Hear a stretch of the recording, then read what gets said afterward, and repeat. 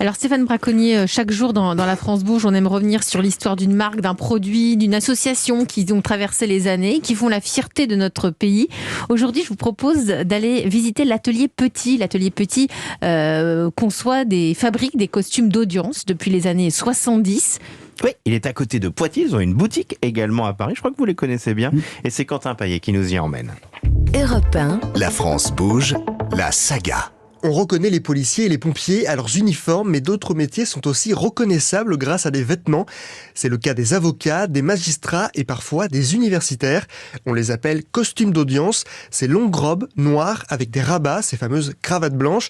Et une entreprise française en fabrique depuis presque 50 ans, car on ne connaît pas la date exacte de la création de l'atelier Petit. Tout commence avec Madame Petit, couturière. Elle confectionne des robes pour les femmes des notables de Poitiers. Et puis un jour, elle fabrique la robe d'un avocat, puis d'un autre, et de fil en aiguille, elle ouvre son atelier.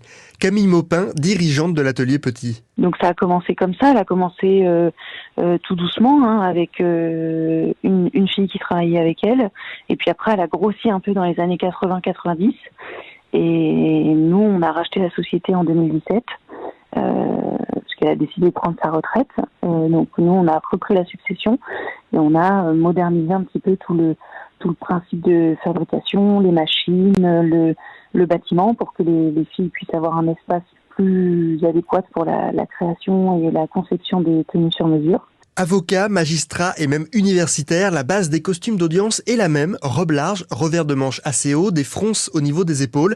Les costumes d'audience sont extrêmement codifiés. Comme pour les militaires, tous ont des grades et chaque grade a ses couleurs et ses symboles. La différence avec une robe de magistrat, par exemple, qui elle va être toute noire ou rouge et noir, une robe d'universitaire prend la couleur de sa discipline. Donc par exemple, les professeurs de médecine vont avoir une couleur groseille, les professeurs de sciences vont avoir une couleur amarante, les professeurs de sciences humaines, donc lettres, histoire, psychologie, eux ils sont en jaune. Chacun a les mêmes accessoires, une épitoge avec 3 rangs de fourrure puisque ça indique leur grade, leur niveau d'études on va dire, donc 3 rangs de fourrure c'est pour le niveau de doctorant. Un rabat blanc et une toque. Taille de la personne, est-ce qu'elle porte une cravate, un col roulé, un nœud papillon, est-ce qu'elle a tendance à transpirer lors des audiences?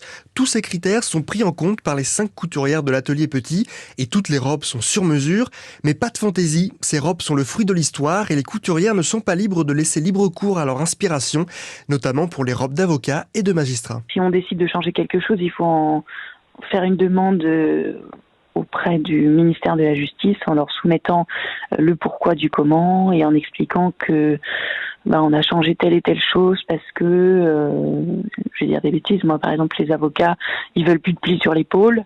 On l'a remarqué depuis plusieurs années, donc on a commencé à faire d'autres formes et du coup voilà, mais faut que ça soit validé par le ministère de la Justice. L'atelier Petit vend entre 500 et 600 robes chaque année, majoritairement des robes d'avocats, mais les robes universitaires représentent tout de même un tiers du chiffre d'affaires de l'entreprise.